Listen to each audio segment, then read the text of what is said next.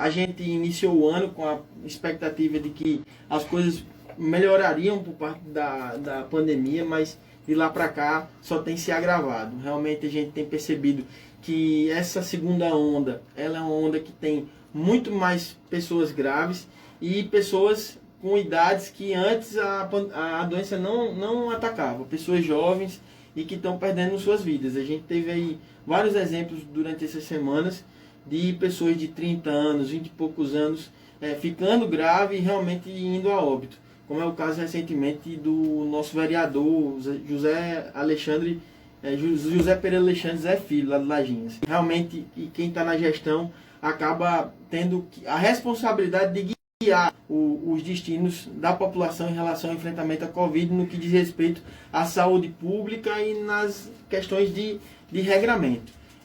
Não é fácil, né, para nenhum gestor estar passando o que a gente está passando, tomar decisões que às vezes são amargas para muitas pessoas, mas a gente tem feito isso com dor no coração, mas com o sentimento de que é o melhor caminho a seguir. Uma decisão do Tribunal de Justiça do Estado do Rio Grande do Norte, em virtude de uma audiência de conciliação que houve entre a governadora do Estado, professora Fátima Bezerra, e o prefeito de Natal, Álvaro Dias. Essa audiência de conciliação não chegou a um denominador comum em relação a um decreto unificado, e o que está prevalecendo em relação à questão do decreto é o decreto do governo do Estado.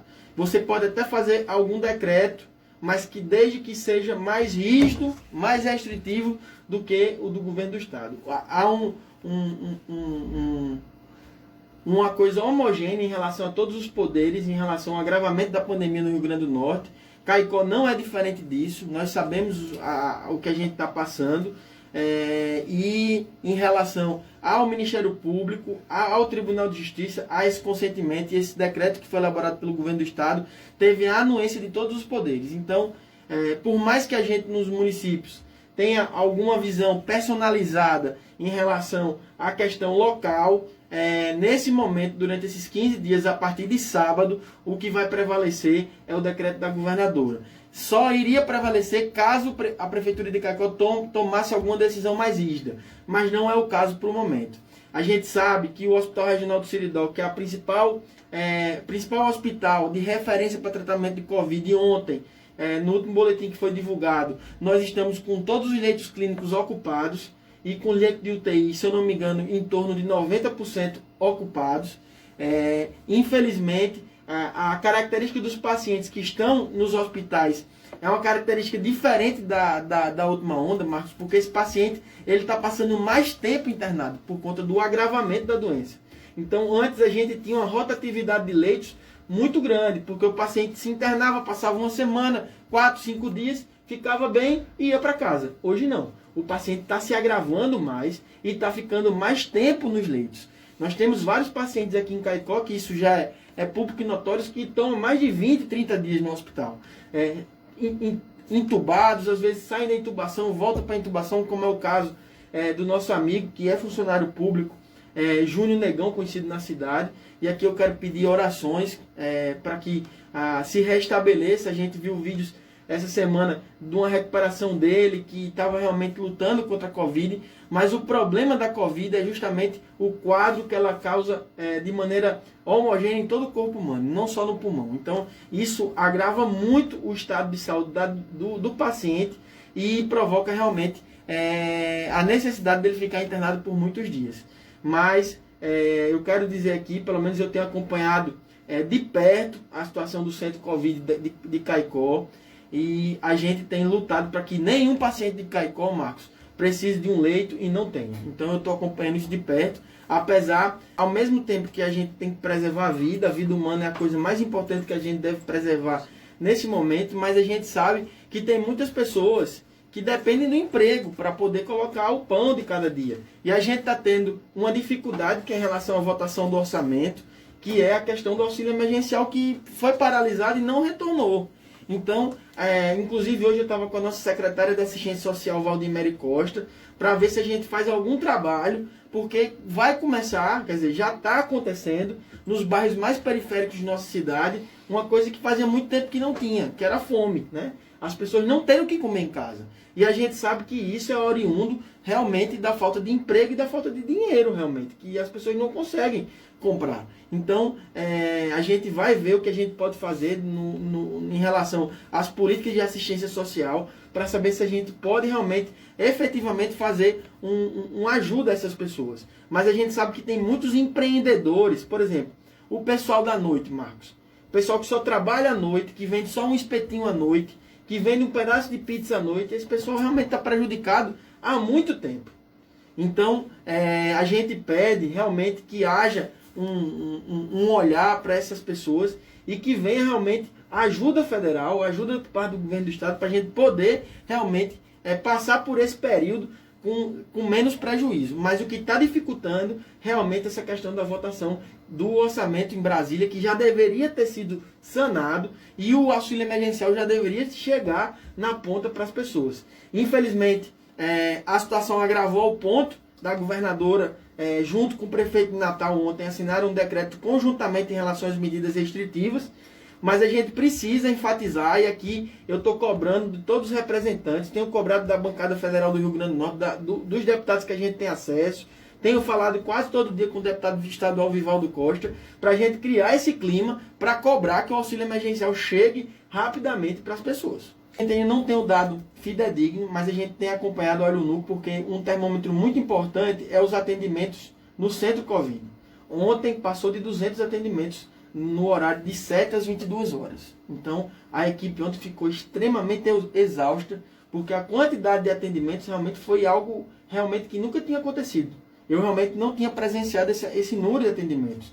E ontem chegou a mais de 200 atendimentos no centro Covid. Então, a taxa de transmissibilidade em Caicó, ela realmente está alta, não tá pequena. A gente tem no Hospital Regional do Seridó, dos 48 leitos, no hospital, se eu não me engano, a gente tem em torno de 20, em torno de 16 a 20 pacientes, pelo menos pelo censo de ontem que eu tive acesso. Ou seja, Caicó é a cidade que tem mais internados no hospital regional. Então, se a gente tem um número alto de atendimentos no centro Covid, com um número alto de pessoas internadas lá no hospital regional, isso quer dizer que a nossa taxa de transmissibilidade, ela realmente está alta.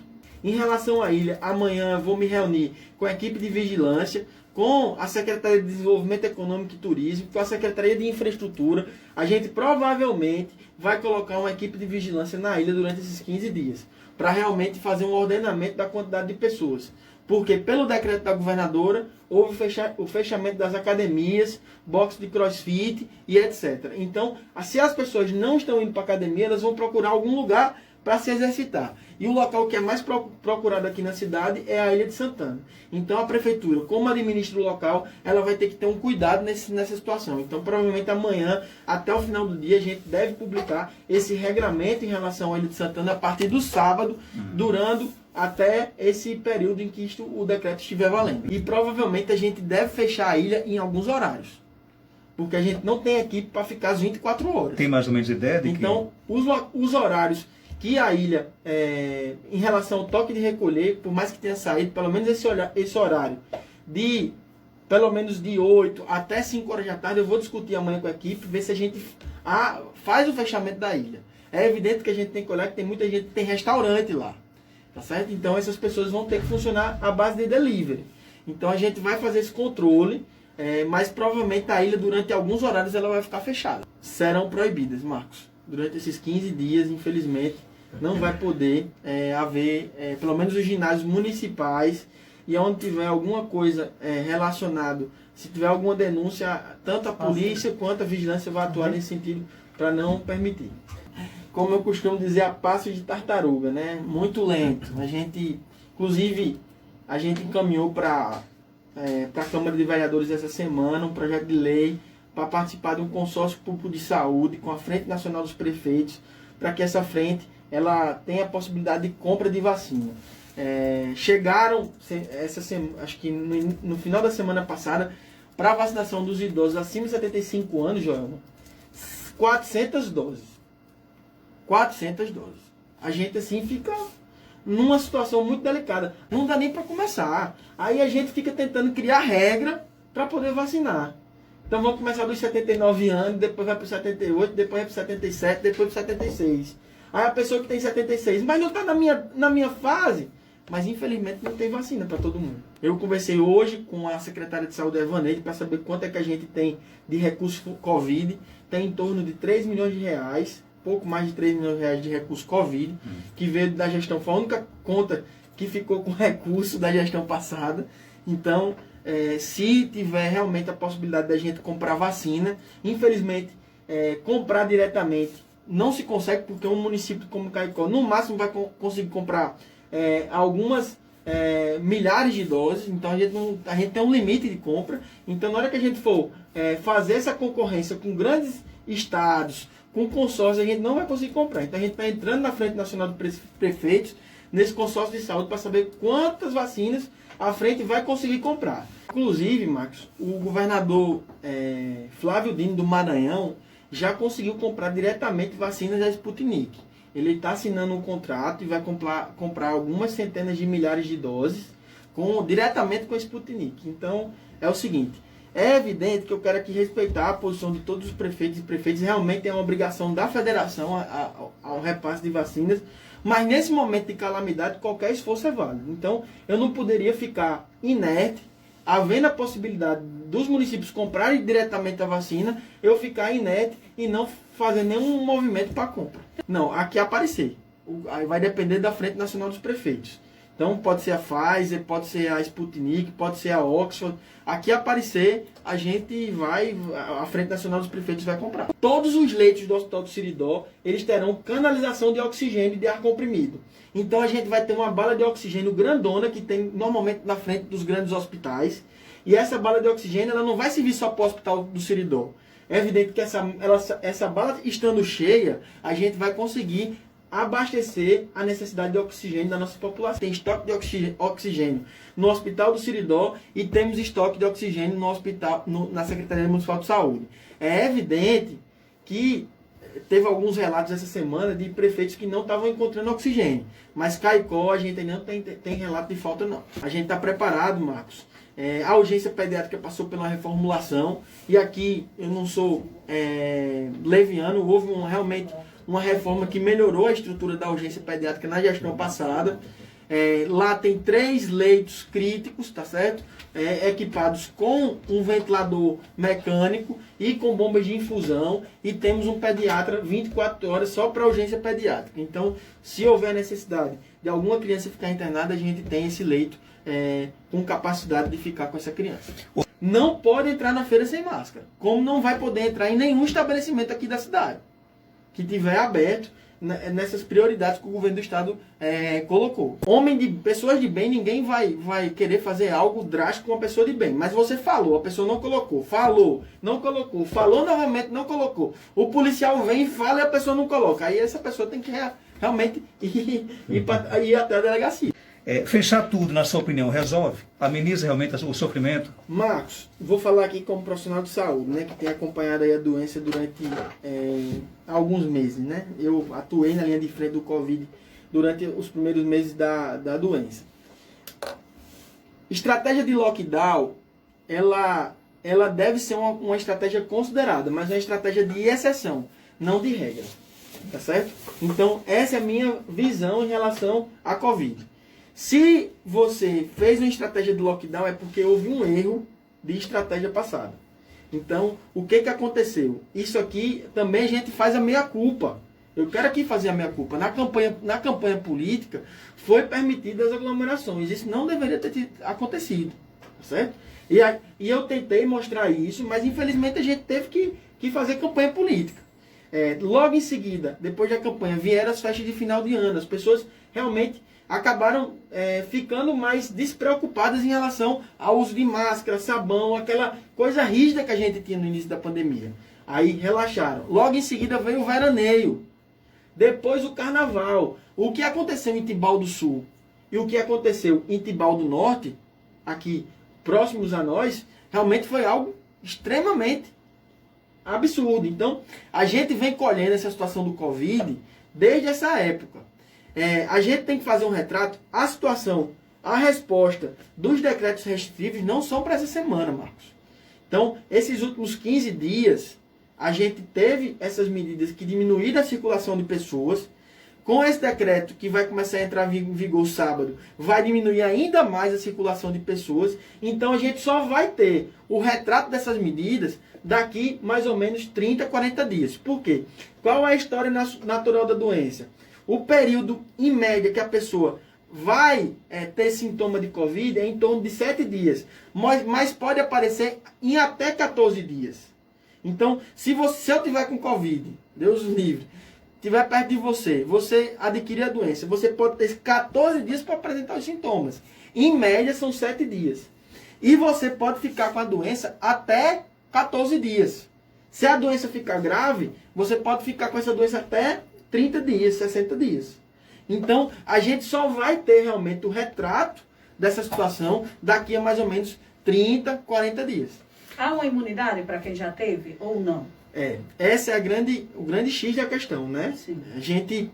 O que a gente está apostando... É que ela faz 3 meses que ela teve Covid, ele quer saber se ela está imune.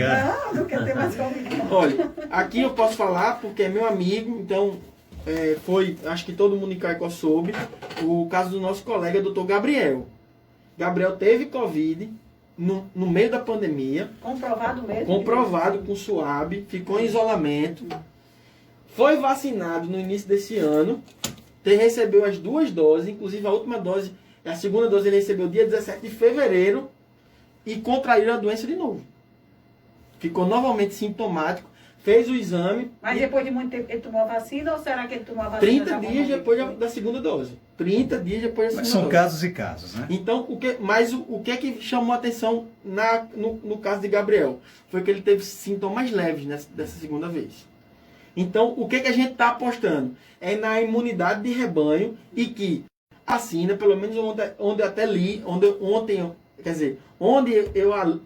eu li, é que a vacinação em massa, ela vai impedir as formas graves, mas não vai impedir que você tenha novamente a doença. Agora, com essa campanha lenta como está, esse rebanho vai demorar, essa imunidade de rebanho vai demorar demais a ser aqui, Marcos, né? Olha... Cida ainda está imune ainda. A gente não pode entrar na politização do tema, né? Eu acho que o que aconteceu de errado no país foi realmente essa questão da politização do Covid. Os países... Você vê que ontem eu tive acesso a alguns noticiários, a CNN, ela estampou na manchete. Enquanto globalmente os outros países estão entrando em declínio da segunda onda, o Brasil está tendo um agravamento muito grande da doença e vem se mantendo esse agravamento. Não um agravamento que vem declinando, não, vem aumentando a curva. Então, isso demonstra o seguinte, que o Brasil faltou um plano nacional de enfrentamento à Covid. Só sabe brigar? Isso é muito ruim.